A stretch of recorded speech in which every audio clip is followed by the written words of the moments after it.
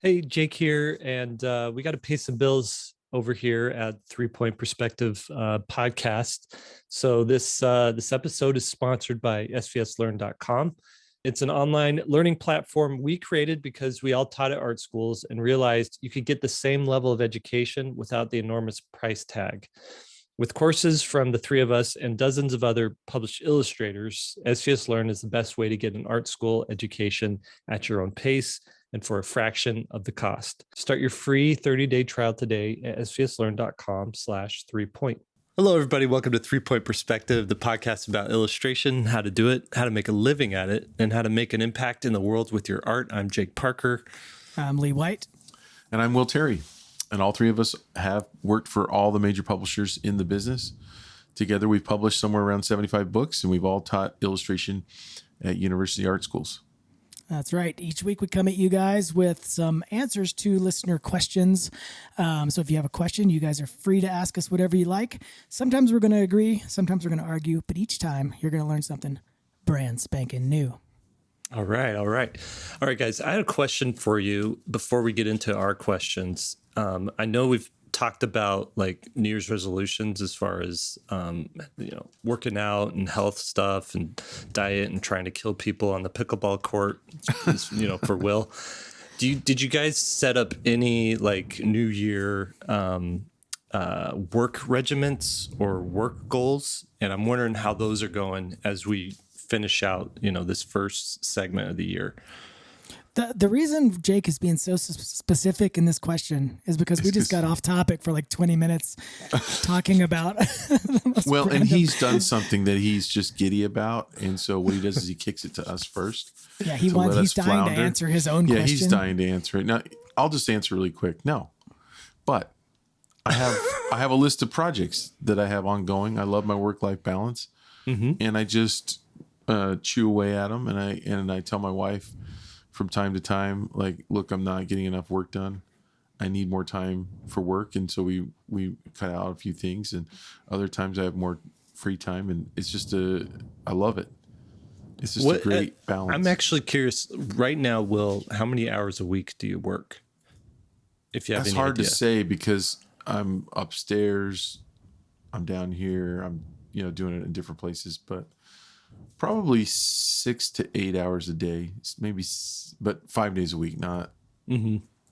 So you do a good 40 hour. I'm doing 32 to maybe 40 32 to 40, yeah, somewhere in there. Okay. Yeah.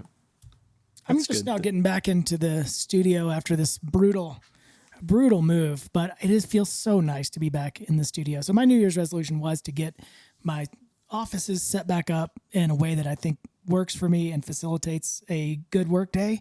And now I'm just right back into it, making work, and it feels awesome. That's good. I made last year, things were a little looser in my schedule, and I didn't quite have a strict, like, this day is devoted to this day is devoted to that. And this year I thought, I gotta really nail this in, or we're gonna have work creep, I guess, like where your project creep, right? Where I'll just work on it a little bit every day, and pretty soon you spend all day on it, and that philosophy, I guess, that the work expands to fill the amount of time that you give it, and it can also contract compared, for the amount of time you give it. So I'm putting that to the test, and I decided this year that Wednesdays and Thursdays, and I think we all agreed on this too, would be SVS days, where we would work specifically on recording the podcast, having meetings, recording classes, doing any administrative stuff, all that stuff. Just compact those into 2 days, and then the rest of the time could be open up to freelance work or personal projects and stuff like that. And so far that has actually, like, that's really been working. It's been solid. And I've been doing the thing where I get up early in the morning.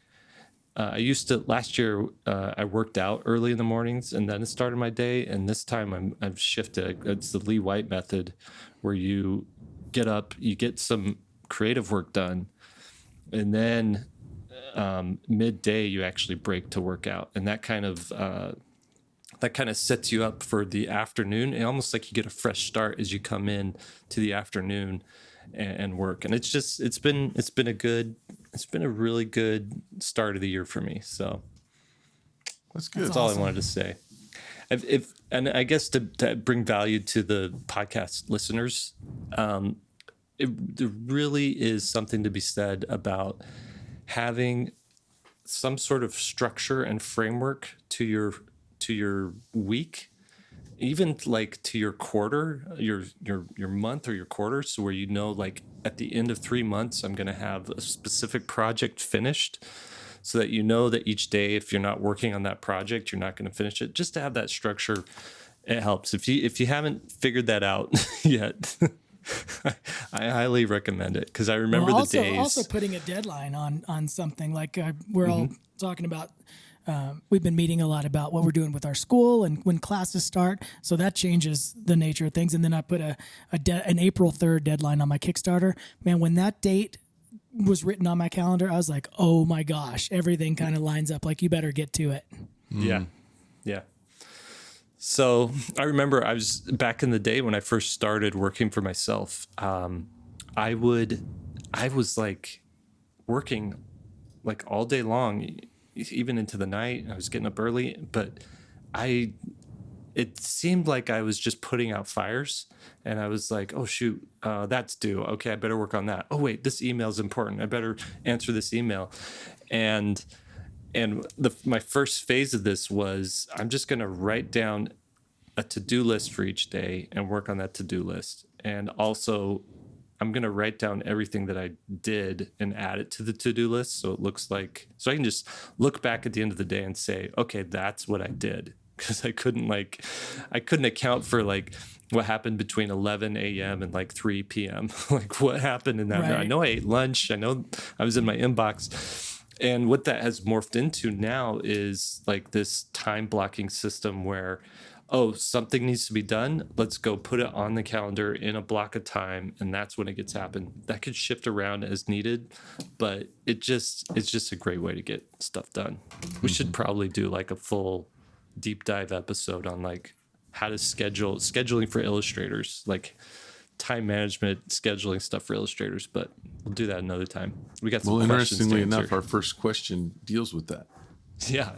So let's go there. This comes from Carissa. She first off thanks us for the podcast, so we appreciate that. Always like hearing thank yous. She says she feels like things are finally starting to take off, but I'm new and I'm unsure about scheduling. I'm working on my debut author-illustrator book this year and potentially have another illustrator job for a different picture book as well this year. So 2 books in 1 year. That's looking really good. Currently, I still have an unrelated full-time job, and I'm hoping to make that transition into full-time creator, but I'm curious about how you guys book out your year. So she's a full-time working something unrelated to illustration, got two books in the hopper. I've seen illustrators online make comments like how they have one more spot in the year for a book project, but would love more insight on what that means. How many books would you take on in a year? Do you have any tips for staggering projects? How many book projects would you ideally want a year to make? That's weird. How many book projects would you ideally want to have a year to make that jump into doing illustration full time? Like, how many projects do you need to make that jump into full time illustration? So, what do you guys think? Do you have just some initial thoughts on this? Some guidance? It's gonna vary so widely on your speed and also the budgets of those books. Mm-hmm. Because if you're fast and you can bang out 2 books in a year and you still have time left over, consider yourself lucky. You're one of the fastest people on the planet. 2 books is a big load. And the problem is, especially in the beginning, is the budgets tend to be a little bit lower. So you have to make sure that you're going to be able to cover whatever you need. Assuming that is covered, I would like to leave now. This is a lesson hard learned for me. At least a month in between the projects, because there's always revisions that come back, even past the time where you think there's going to be revisions. And that killed me on my last book. And then that pushed that everything I had past that now is late because I'm trying to wrap up this book project, and now the next thing is late. And so you want a good month in between them, and just for emotionally and mentally, physically, exhaustion can set in towards the end of a book. So you just want to start fresh and give your best effort. So I say leave a month. I say don't do more than 2 books a year. That's a lot. Mm-hmm. Okay, here's a question for you guys. Yeah. And I'll answer it too. You get $1 million to illustrate a book. Okay. You have 1 year to illustrate as many books as you can for $1 million each. But once you're done with that year, you can never earn another penny the rest of your life. That's your whole retirement. Okay. So you're never going to earn another dollar in your life. Okay. And all you have to work on are these books. Everything else is wiped off your plate. Your wife is down with it. She's got the whip. She wants it. Yep. How many can you do in a year? 10. 10. I believe it. I developed this. I did some books for Amazon, just for a little while. I did like 6 of them, and they were smaller books, like 12 pages each. But the contract was terrible, and I didn't want to do them. But it was Amazon, and they were promising all this stuff. I got it through my agent, Ryan, and so I had needed some way to do these projects, but I did not want to invest a lot. So I came up with this basically like a 3-color technique of way of working, a black, white, and then just one spot color. And man, I would do them I would do like all 12 pages within like 4 days. Wow. Well, here's a See, I'm like 4.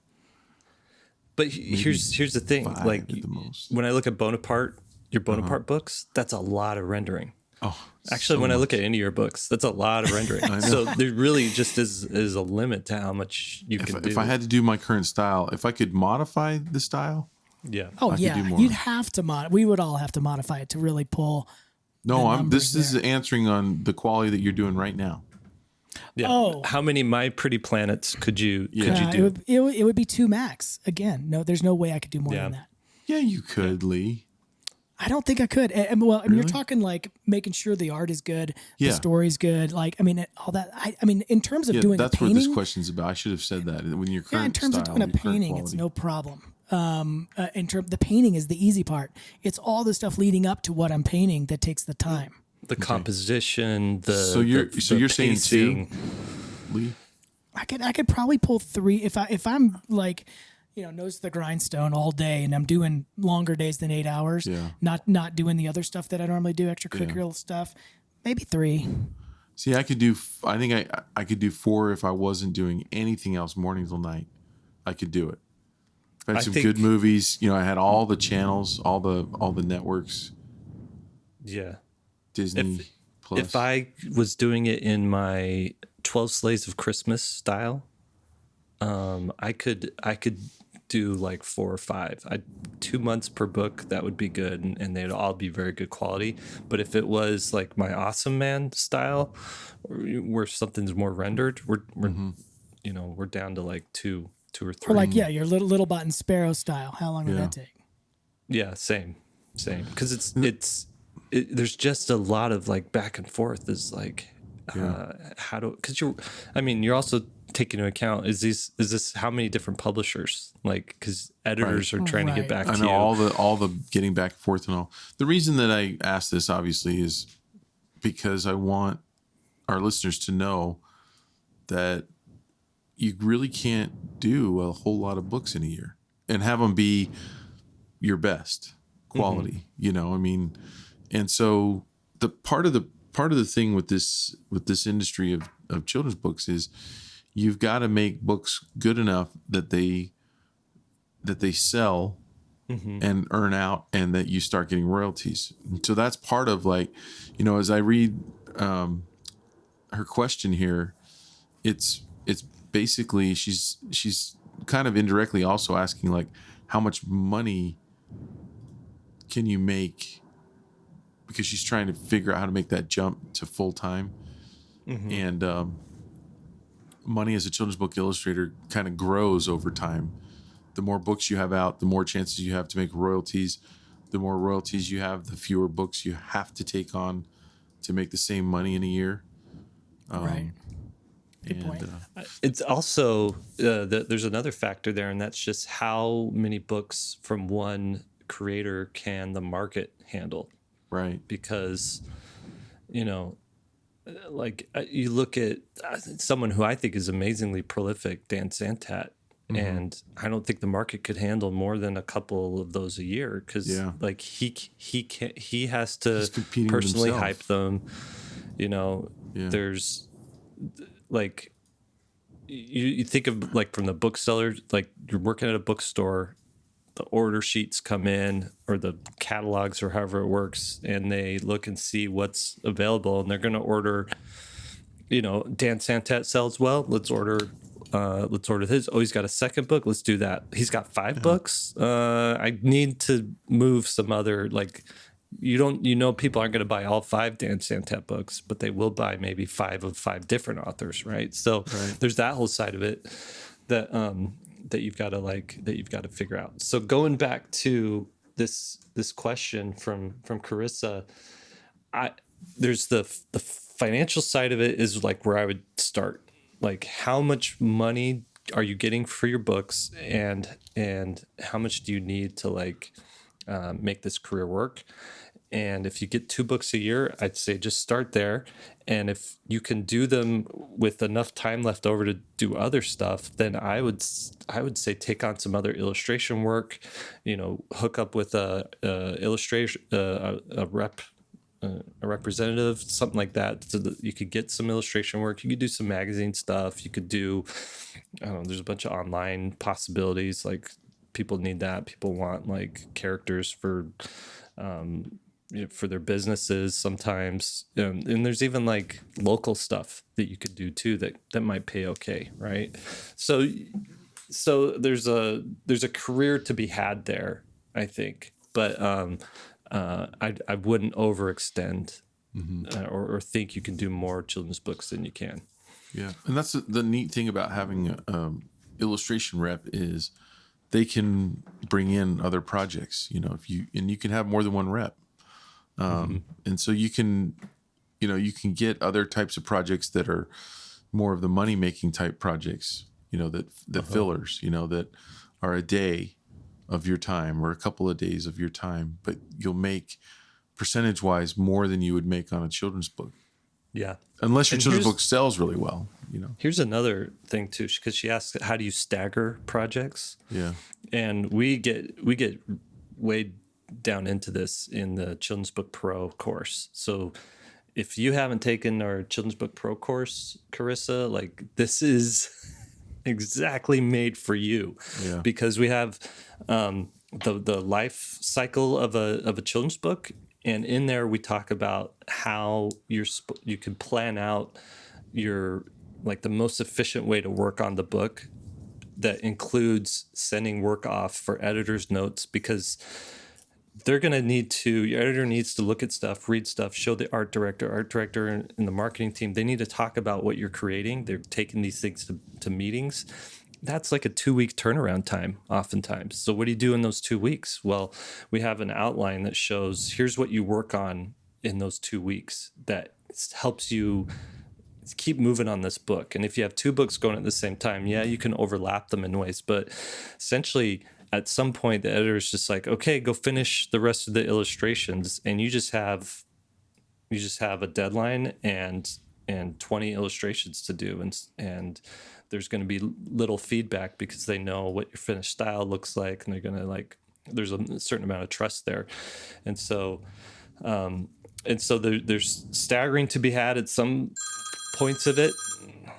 Whoops, phone went off. I haven't heard that sound in years. I think I haven't been doing a podcast for 100 episodes. All right, let's move on to the next question. Hey, can I add one more little thing? It's something we talk about a lot with questions like that, because we get various forms of that same question. Why does somebody have to quit their job and then switch to this job full time? Why can't it be 1 book a year and then do part-time work? That way you have the guaranteed income and a little bit of a transition period, do that for a year or two. And then, the illustration work's consistent, then to bail. But if you don't get any books next year, to maybe lean back into that full-time job. Exactly. Yeah. All right. My phone's on Do Not Disturb. There you go. The crazy thing too is now, with Bluetooth headphones, if your phone goes off while you're recording something, it like jacks up the headphones. So now it doesn't know what it's going. And so like I'm hearing a ring, but now I'm also hearing a book that the computer's just like, oh, you want to listen to your book on tape now, or your Audible thing. So it starts playing that. I'm like, I've got Lee coming in another ear, and then it's crazy. Okay. This comes from Hugh. He says he's a sci-fi artist spinning out, trying to attract clients. And I have the link there for you to check out so you can see what kind of work he's got. So, hi guys, I love the podcast. So I'm 37, about 6 years out of art school, and my portfolio isn't hooking me any of the work I want. All the seasoned professionals I show it to say the quality of the art is great and that I don't need to worry about that. But the style seems too ambiguous to attract any one industry. I pushed a really sci-fi heavy comic style in school and nobody pressured me to do anything else. And my school was sorely lacking in video game art. I'm not going to throw a school under the bus, even though he mentioned it there. It was sorely lacking in video game art or film production connections, so I tried to shoehorn it into editorial work. Lately, though, my portfolio isn't bringing in any of that work either, and I think my style is just too ambiguous. I'm finishing up an 80-page color comic that I'm going to self-publish, but isn't there some way to get good paying work? Thanks again. So you guys checking out his portfolio to kind of get a vibe. Yeah. He's a good artist. I mean, he's really good good illustrator. Yeah. Where would you put the skill level, just so that people listening can know what we're dealing with here? On a 1 to 10, where would you put it? I would put him at a and can I do 7? Can I remember the thing where you could do 1 to 10, but you can't pick 7? Why can't you pick 7? What's wrong with 7? Because everybody always lands on 7 because they don't want to like commit to 8, and they don't want to offend someone by saying 6. Yeah, I would say for the 7. For the genre, I'd say maybe it's an 8. Wait, which genre? Which genre are you talking about? Well, he has a lot of stuff for comics style. And also for well, you would know better on that, Jake, but like the album cover type work. I mean, like, my impression was his work is totally good enough to get work. The question is, it's one of two things. Is it good enough? And if it is, then people don't know about you. Now there's a kind of a third, because if your work is the best in the world, just hypothetical, if your work is better than everyone else's in the world and you're not getting work, then no one knows who you are, right? Like the people that are buying art have never seen your work, or they'd be buying it. The third thing though is markets. I've always thought, when you have you ever seen when they do a cross section of a human being with the scan? What kind of scan is that? It's a MRI or CT. Yeah. Yeah. And they travel through the body, and it's like, everything is like morphing, right? As you move through. Yeah. Right. It's all changing. The brain like starts out small, grows big, and goes small again. I think if we looked over the last 50 years at different markets in illustration, that's what we would be seeing. Those different markets would be shrinking and growing, and new ones popping up and emerging and growing, and then shrinking and disappearing, and then this comes in. Okay, I think if you're talking about editorial work, you're at a time where it's the smallest market that it's ever been. I mean, like we've gone through that MRI scan of the markets, and it was huge, and then it just started shrinking with the internet until internet, and then the computer and all sorts of things hitting it, stock illustration, and it's a tiny fraction of what it used to be. So now you have, I mean, it's like, it's just a fraction of what it used to be. There's so many people, probably more people than ever in the history of illustration competing for that tiny little pool now. But just when I saw his work, I'm like, okay, it's good work. He should be doing his own projects and letting that fuel, which he already says he is. And that will, if he does well and gets those projects out there to where people can see it, that will probably be in some ways a good marketing tool for getting other client work.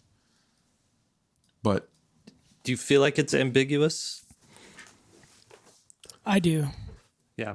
And the reason I say that is because I agree with what Will's saying. This guy's work is solid. Like, his palettes are really pretty. The line work is really nice. I mean, his drawing ability is outstanding. So all the ingredients are there. But I just, as I'm trying to look at this, if I look at this site as an illustrator, I'm like, yeah, this is great. This guy's fantastic. And that's the problem that a lot of people coming out of school have, or while they're at school, is you're getting a fan base of illustrators. So we don't care what the image is about. But I'm trying to think, if I'm looking at this guy's work as a client, where do I put him? And the real deal for an illustrator to make a living at this is you have to solve a problem for somebody. And there's no problem that's being solved. There's no, I mean, like, with how good these characters are, I want to see an interesting page where something is going on with these characters, but they're not. They're just like, they're Instagram chic, in my opinion. And I don't mean that as an insult, because they are beautiful images. But they just don't mean anything. There's like a pretty girl holding the gun, and it's just surface. They're decorative. They're decorative, right? Or they're overly almost overly sci-fi with the hope that the interest is the sci-fi. Like, oh, I'm wearing this crazy sci-fi helmet. The interest is this helmet. But no, people don't really care that much about that. They want to know about stories, or like, if this person wants to be an editorial illustrator, you have to solve editorial problems. Like, if it's going to go with an article, how are you solving the problem? Yeah, because if I'm your art director and I have a problem that needs to be solved, I'm going to give it to someone who I'm seeing is constantly solving those kinds of problems, because you're going to make me look bad if you can't solve the problem, and I don't have confidence that you can do it. So that's a good point. Yeah. And so that's the thing where it's like, that's why I say someone with this kind of work, it's like, you're ready to work on projects. What do you want to do? And it looks like he wants to do comics. So, let's see some pages, and let's see some, get me interested in these characters and show me these characters going through some stuff, not just a pretty picture. Yeah. The comics section is actually has the least amount of content too. Right. So yeah, it's good tough. Though is he's got an ability and an understanding of graphic design, which that goes a long way. For sure. Beautiful work. So I mean, I bet when he was showing this work in college, I bet he brings in his work, for the critique, and people are just floored because it is really pretty. Yeah. So here's my advice, and it's right along with what they're saying. Keep working on that comic, kickstart that thing, or take it to the publishing circuit and see if Boom wants to publish it, see if Image wants to publish it, submit it to Dark Horse, see who bites, because there's something also to be said at this stage. If you're unknown, to go with the publisher, because you can sort of ride on their coattails there, and I think if your comic that you're working on is really cool and good and eye catchy, then you're going to show up in the circles that have they're like the gatekeeping circles, right? So a comic store owner, he's going to have to be confronted with your work, whereas if it's on a Kickstarter, the only people who are going to see it are the people who are directly contacted with you.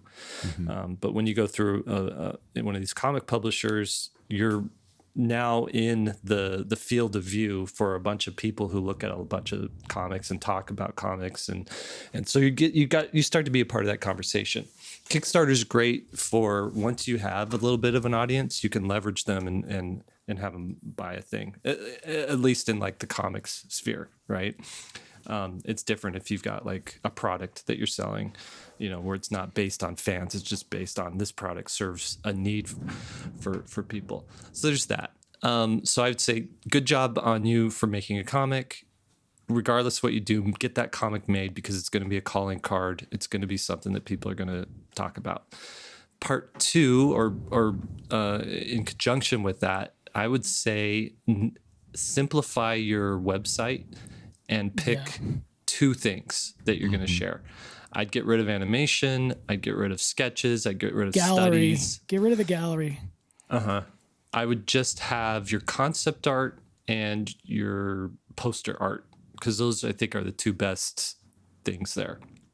And have it just when you roll up to your website, that's all you see, is not the option to go to those, but those things sort of mixed together, right? Because that's going to really simplify when someone comes there and they see what you're all about. And then I would, in between the comic stuff, making the comic and fixing your website, I would start doing some portfolio pieces really geared towards, like we were saying, solving a problem. So it's like, you want to do book covers, do some book covers. Here's how I would solve this book cover problem for you. Right. And exactly. And or if you want to do some editorial illustration, honestly, like go to the airport. Not the airport. Go to some place that sells magazines. That's the only place I can think of right now that sells magazines.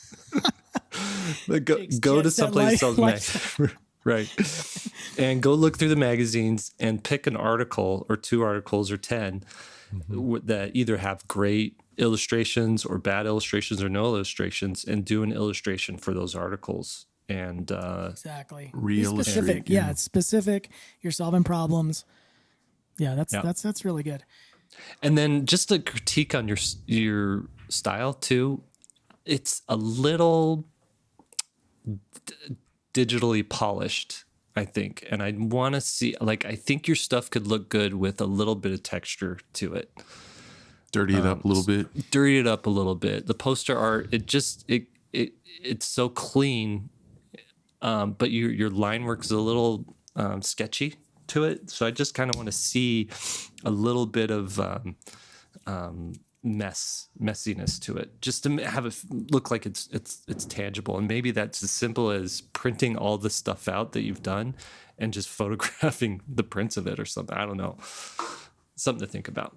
Think about your, for all you guys who are graduating or putting your work out there for the first time, think about, in children's book illustration, we talk about an elevator pitch. And if you haven't heard that before, it's you get in an elevator with a publisher and they're like, oh, what are you working on? Well, you better have your like quick little spiel of what your story is. And it's got to be clear and concise. And we talk about that elevator pitch a lot. If you can't do it in like a minute or two, it's not clear enough. And so the same thing goes for anybody graduating and you're putting your work together. You get in an elevator with somebody, hey, what do you do? Oh, I'm an illustrator. That's so vague. And so you want to be able to say, like, if I got in an elevator with somebody, hey, I'm a children's book illustrator. Sometimes I show in galleries. That's about all I need. And that's my focus of my website. It's mainly children's art with a little bit of gallery. In this one, I don't know what you'd say in an elevator, because it's, I've shown in galleries, I do posters, I've got this, and I've got the album covers and all this stuff. So you just want to be able to say kind of what your focus is. Hey, I'm a graphic artist working on a graphic novel, or whatever that it's going to be for you, and just try to have a singular one, and then you can have a couple of little supporting kind of projects around there. But you should know who you are and the industry that you're in. Mm-hmm. And especially if you could say, not this specific, but my illustration solved this kind of problem.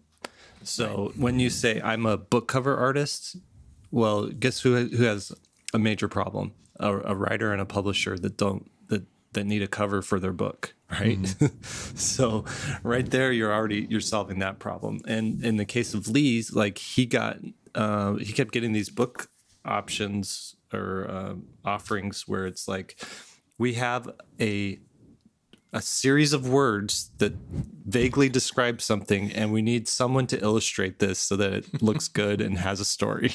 Yeah, it makes sense. Some kind of cohesion. Right.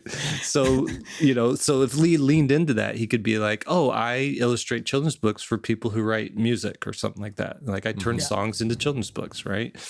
And so that is like a very clear problem that is solved.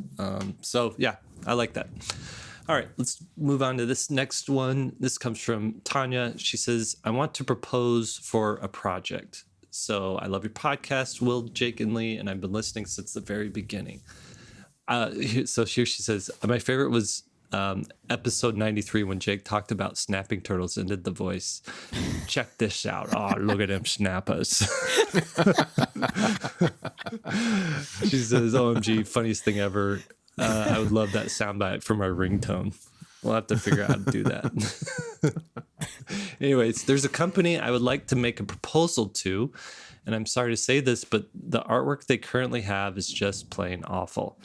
How should I approach this? Number one, how should I approach this because I don't want to offend them? Number two, should I send them samples of my artwork of random images showing my style? Or should I send them some specific examples of the changes I could make to the art they currently have? And number three, if they were interested in me, how would I discuss the money side with them? There would be a lot of drawings. Okay. And there's one little caveat here. She says, I'm scared if I do show them specific examples of how I would change it, that they could, that I'd give them the idea and they could go to someone else they know and steal my style. Okay. So there's some worries here. There's some questions here. All right. Go for one. Okay. Go for it. You care about them and you have good news for them. And the good news that you have for them is that they suck. Yeah. And so, and you know that, and they might know that, but they might not. They might be the person who's got lint on their back, and they would rather someone come up to them and go, hey, let me just fix this for you. Or the collar stuffed in, and they don't know it, right? And I don't think you should worry about offending them. I think that actually, if you tell them you're worried about offending them, that's probably the best approach. Like, hey, I want to tell you something. I'm worried about offending you. Don't want to offend you, but here it is. That's on them if they're offended after that. Yeah. Right? I don't know. A company isn't a person. Yeah. So somebody on the team that was in charge of the art might get offended, but the company is not going to be offended, right? And you don't even know if the person who made that decision for the art even works there anymore, right? And the other thing too is, if you've ever spent any time with any like serious business person, oftentimes the logo, the name, even the name of the company, any artwork or graphic design associated with them is like the last thing on their mind. They're really more concerned with like I have this pest company that I'm running and I have 1,000 accounts, and my goal this next quarter is to get 200 more accounts. And, just make sure that this guy that's not showing up for work, needs to get fired, and I need to replace that person, and we're low on supply. I'm really getting deep into this business fantasy. But if someone told me, hey, I don't like the name of your school, SVSLearn.com, because I can't tell other people, because they say, was it SVC? Yeah, it's SVA. What? You guys are SVA. What are you? I can't remember it, and I don't like the name of your company. Well, guess what? I don't either. And we're actually looking to maybe make a change there. So not just we know as a company, we are making that change. Well, I don't know if we were going to say that on the podcast yet. It's okay. Yeah, we are going to make a change there. But the point is, we know we have a weakness, and just because we haven't said it out loud. That reminds me, someone actually reached out to us and was like, hey, here's an idea. Here's a new logo for you. Here's a new name for you. I did some sketches and drawings. Didn't offend us. Yeah. Yeah, no, it's really cool. And we can say, hey, we like this part. This part doesn't work for where we're going, but man, it sure does spark some other ideas. Yeah. And I would say there's a couple things you can do here. Approaching the client. it's all in the tone. I mean, you don't want to say, hey, nice job sucking so much. Let me see if I can fix that. But you can say, your website is perfectly serviceable for now, but if you really want to make it successful, can I suggest a few things? And I had an art director that used the word suggestion so much that I started to hone in on it. I'm like, she's using a technique on me. She's saying, hey, nice sketch. Can I give you a suggestion? Maybe we don't do that sketch. Yeah. And it was really, I was like, oh, she's just suggesting it. I don't feel threatened. She's not saying, hey, make this change. It was, can I make a suggestion? And man, it just came across so smooth. And I wanted to do everything. I was like, hey, that's a great suggestion. And then I didn't fight back against it. And so your tone in presenting this to them, hey, you've obviously managed a certain amount of success to this point. Maybe I can take you to another level with these changes. And I would go ahead and show one specific one if you can spot it and say, hey, this is just one example. I've got a lot more ideas. Let's talk about them. Don't give them all of them, of course. And then you've solved your other problem. If they're going to steal it, well, you gave them one away for free. That's your sort of loss leader, but you're the one that spotted it.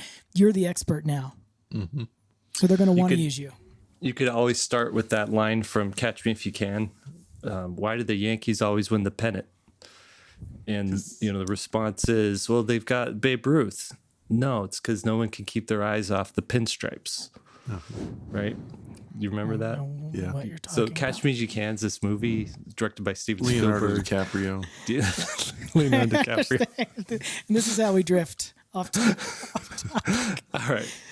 Good advice, Lee. I am totally in the camp, just to put it back there, that being offended is a choice.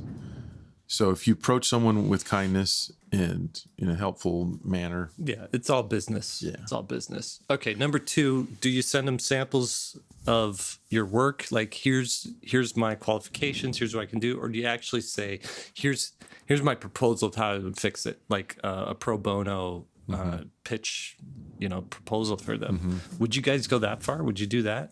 I'd do both. I would. Okay. I would do both. You send them your images to say, this is what I'm capable of, and then you send them a solution. Mm-hmm.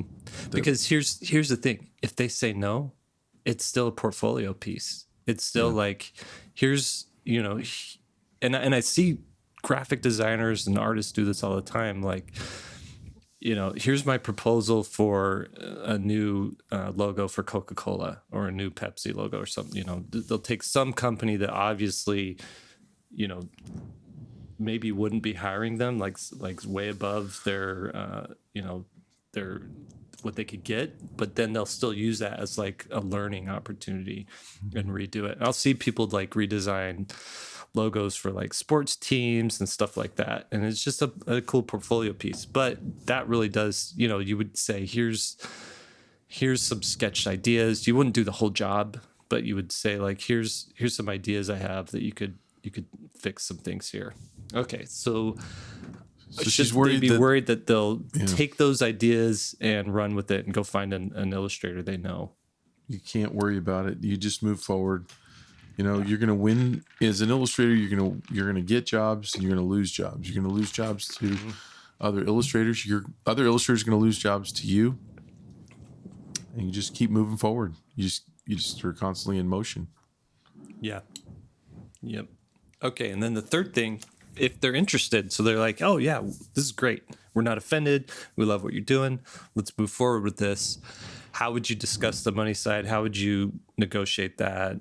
What would you do? You need to talk about obviously the normal stuff that goes into a contract. Like, what's the scope of the project? How many things are you actually addressing? Is it a full website redesign? Are you rebranding them? So you just need to get specific, and then lean on the Graphic Arts Guild pricing and ethical guidelines book if you don't know even where to start at all. But that's when your professional network is going to come into play. Hey, how much do I charge for all this stuff? Mm-hmm. Yeah. Right. This is where we disagree. We've disagreed on this one before. I don't like that because you have no idea where their budget is. I mean, it's not hurtful to look at that book, but That Yeah, but I don't mind talking about money without knowing the budget, because like if I'm buying a new car, the car dealer's not saying, "Hey, okay, let me see your finances, and I'll change the car price." Yeah, The value and maybe of the that job this is worth the job. Well, This what I'm is- saying is that the book is going to give you a price, and whether it's fair or not, that can be argued. But they're going to have, like, so for one, they're probably not thinking, they probably don't have a budget for this yet, or they haven't probably discussed it, because they're not coming to you asking for work. You're going to them saying, "Hey, I can fix this thing for you." So now they have to come up with money that they weren't planning to spend. So I think in that sense, this specific case is probably a lot different than that. What the I'm graphic artist guild also, would just to suggest, be, it's a good point. I'm not advocating for using the book like, okay, I'm reading on page 137, it says charge 5,000, so I'm going to charge 5,000. It just gives you a ballpark if you have no starting point. And that's what the book is good for. It's not good for specifics. It's good for giving you a range. Obviously, if it says it's $10,000 for a logo redesign, but you're working with a stay-at-home mom who's starting a cleaning business, it's not going to be $10,000. You know what I mean? So it scales. Most importantly, you have to decide what your bottom line is too. I mean, like, Right. like you have to decide if they were willing to. Let's say that the Graphic Artists Guild says 5,000. Let's just stick with those numbers for the amount of work that you're planning to do. And let's say that you would be totally jazzed to do it for $1,000 or 2,000, whatever, So maybe when you talk to them, let's say you're willing to do it for 2,000, that's your bottom line. And they come back and go, "Yeah, I can do it, but we can only spend 1,000." Then you just know you're not, if you really cannot afford to, you don't want to do it for any less than 2,000, then you know where you are, right? Yeah. You know you have to turn it down. But you tried, and you just couldn't get them to come up to your bottom line. The other thing is you don't know if they've got like 10,000 sitting in the back there ready to spend on new illustrations, and you're like, "Yeah, I could do it for 3." And you left all that on the table. You can always come down, but you can't go up. Yeah. So the play that most of us use is to say, this is what I could do for you. I could which would make your company more valuable or make your product more valuable. And I would love to. And then they say, "Well, how much would you charge me?" And you say, like, what I would say is, I'm really busy, but I love your product. I love your company. And, I'd love to be able to work it in. Do you have any kind of budget for this sort of thing? You'd be surprised how many times they will come back and say, "We've talked about it, and if you could do it for $7,000, we could do it." Your bottom line is 2,000, and all of a sudden you're going, "Yeah, I think I can do it for that. I'll work it in." And that has happened to me. Tricky. It's tricky. That's happened to me a bunch of times where the client had more, and a bunch of times where the client had less, and times where we couldn't make it work. You know. The other thing is you don't have to do the whole job. You could just say like, if their budget is way under, you could just say, "Okay, cool. Well, let's just, what are the I'm looking at everything, and here's the top like 20 illustrations that need to be redone.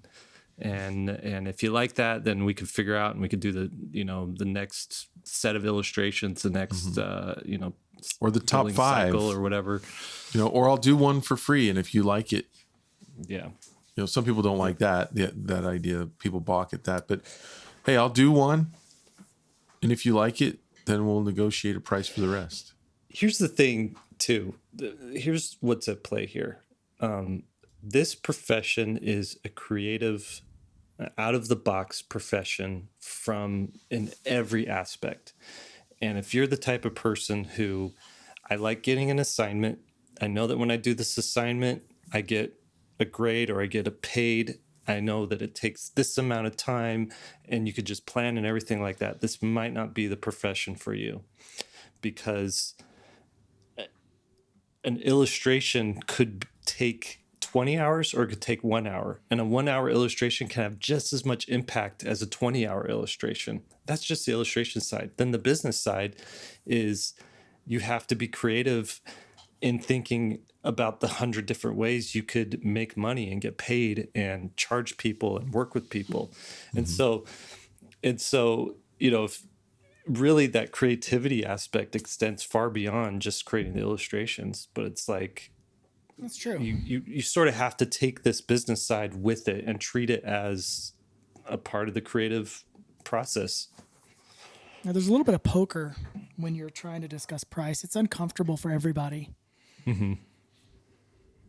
Yeah, I mean, there's that image of that you see floating around the internet every once in a while, and it's two guys ready to do a showdown, like a gunfight, and their hands are both just hovering right next to their pistols. And over one it says, "What's your budget?" And over the other one it says, "What's your rate?" And they're like, whoever shoots first. Yeah. There's another side to that too. Like one idea is that you, I don't know if you guys have heard this, but basically one idea is that if you shoot first, you'll lose. But the other is if you shoot first, you win. And how that goes is so, we just talked about the one, if you let them throw out the number, it could be higher, but it also could be like really low. But if you shoot first, then you're going to have to shoot high. So if your bottom line is 2,000, you could say, I'm willing to lose this because I don't necessarily need the money. So I'm just going to shoot out there and see if I can set the playing field at 5,000. And they might come back and say, maybe they were thinking they had $2,000 worth of work, but you go up at 5,000 and they like your work so much, they go, we can't pay that much, but we sure could. We could pay 3,500. Now you're higher than you would have been if they had come out and said, well, we have 2,000. You're like, okay, I like that. I like that method. Is throwing out there what you'd be happy with. And because that starts the discussion, right? And but there's you have to know that you're in a place where you can afford that, Lee. We have to be honest. We just have to be realistic. No, I did that. When I was straight out of college too. Yeah, but you weren't on the. Yeah, you had money though. No, I did not. Well, when I was straight out of school, I had absolutely nothing. My studio was tucked into a corner of a 1-bedroom apartment, and we were barely getting by. I mean, there was times where it was like $50 in the bank account. We definitely did not have money. So you had moxie then. I didn't have that kind of moxie. I was like, I need this job. I need to make sure I don't lose this job, and I'm willing to leave money on the table to get this job. And well, see, that's why I was always flexible. That's why I'd start the discussion. It's $5,000. Oh, we only have 1,000. Well, that's when I would do my line item technique where I'd say, all right, I can go down to 1,000. And then I would, in my invoice, it would say new client discount, $4,000. It would still be a $5,000 invoice, but I'd discount it by $4,000 as a line item. And so now, their total is 1,000. But the next time they come to me with work, I'm at the 5,000 rate. I'm not at the 1,000 rate. But what you don't know is that a lot of your early clients have laughed and told me that they thought your price was meaningless. It totally was, probably. But I got paid. I got paid. That's hard. I mean, it's hard the pricing thing gets easier over time, and you get more comfortable with it. The more you stay in this business. Well, again, that's why I say I love the model where people have a full-time job or a part-time job where they're getting their base income met, because when you can say no, that's when your rate starts to go up. But if you need it and you're desperate for it, and I understand that too, I've been there too. It's you're gonna get paid less. Yeah, negotiating out of fear is no place to be. Negotiating out of confidence, and it's weird, but it's like a smell almost that you exude when it's like an animal can sense your fear. When you can confidently make your client realize that you don't need them, you will make more money. You just command higher prices. If they can but smell, you never want to be aloof. You never want to be too good for anybody either. No. And I'm not saying arrogance at all. Right. In fact, whenever I would turn down a job because it was too low, I would make sure that the client knew, hey, look, I'm in a place right now where I have a ton of work and I cannot fit this in at that price. Because basically what you're asking me to do is work late into the night. It's a, it's a rush fee basically, because you need it so quickly. I can't fit it in at that price. I can fit it in at my price that I asked for. Yeah.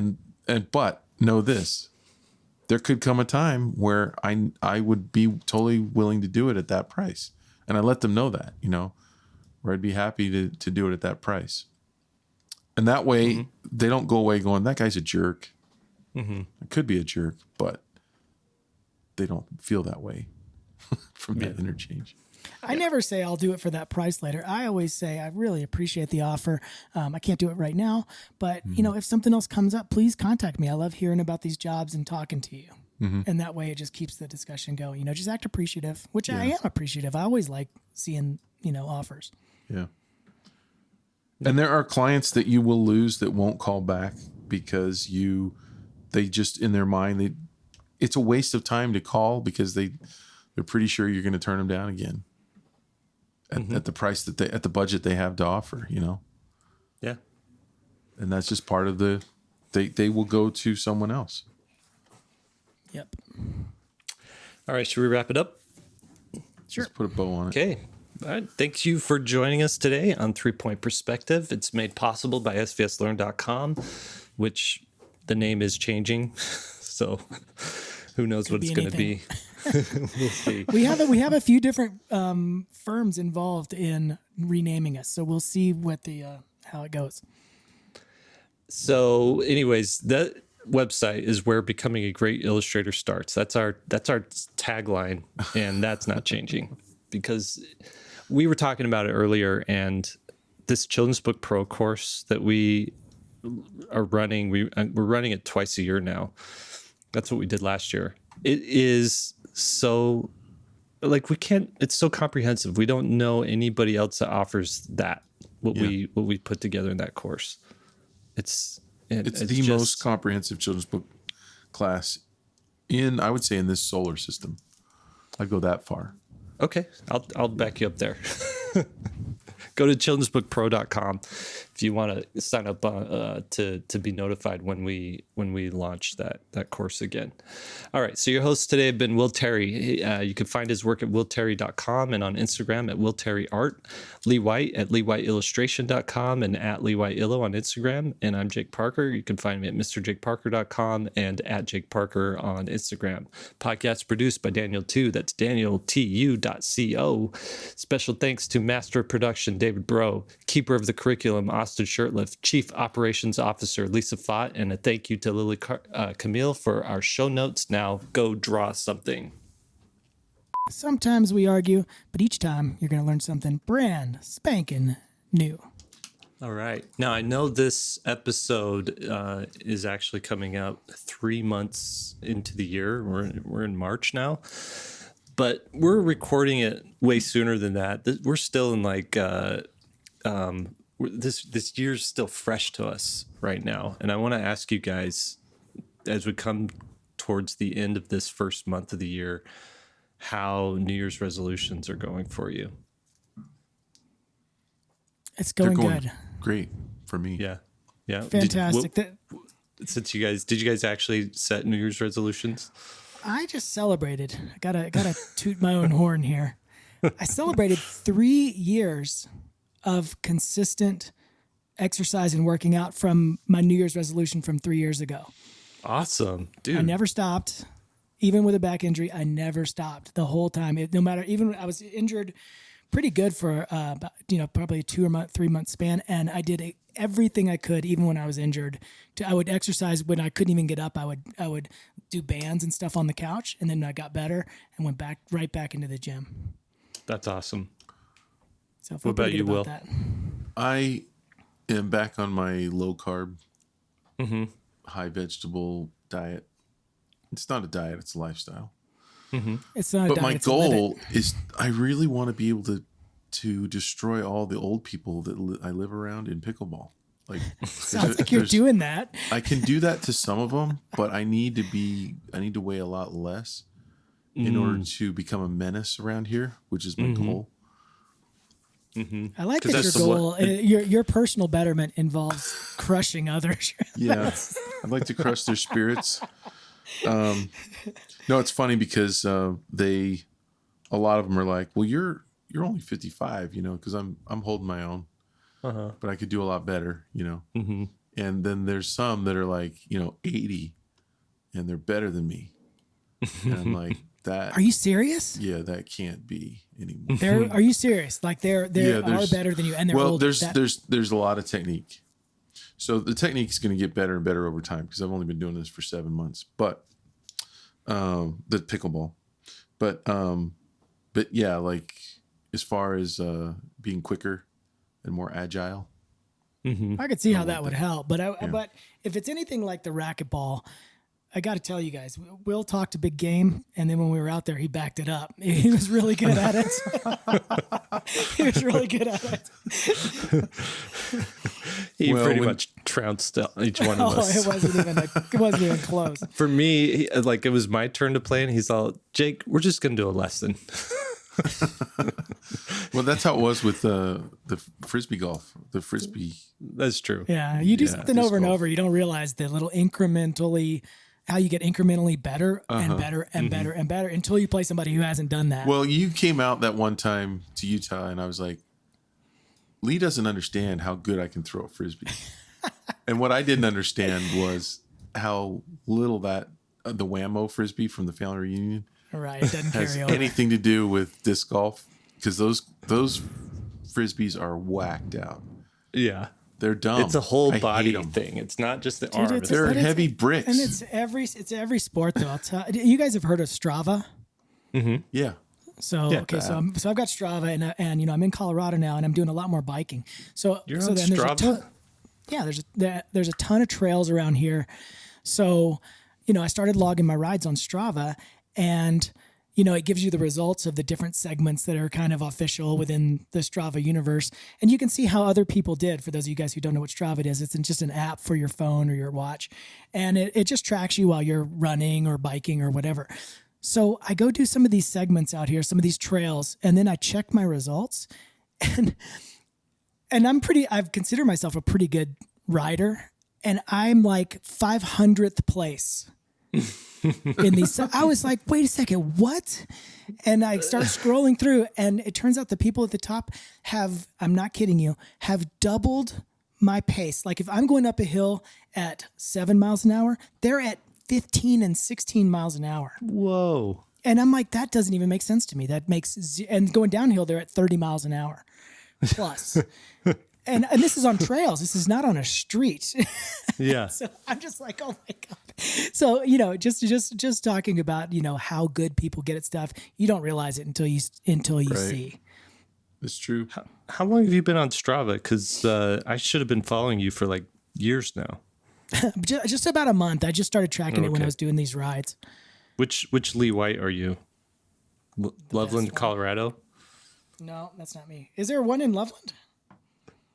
Yeah. I mean, that's weird. I'm gonna go meet him. This is the worst podcast episode ever. I don't know. It shows me as just being Lee White on there. I don't see a version. I'll find you later. I forgot we're actually recording a podcast. I was on Strava when you were running in Utah, Yeah. Jake. Yeah. And I deleted it because I got tired of all your freaking amazing updates. Yeah, it's like, hey, I just ran another 4-minute mile today, guys. No. Holding back this week, You guys. really 4 deleted minutes. it because of me? No, I deleted it because I had a bunch of other people that it was just annoying. Yeah. And I rather than go in and set the notifications up to my personal specifications that would work for my lifestyle, it's easier to just delete. I didn't need that thing. Okay. I'm low tech. I propose we start this episode fresh and bring it back to less working out health stuff and have more some of that in illustration there. stuff. This will be our opening banter. Okay. Yeah, Daniel, put some of that in there, Daniel. Okay.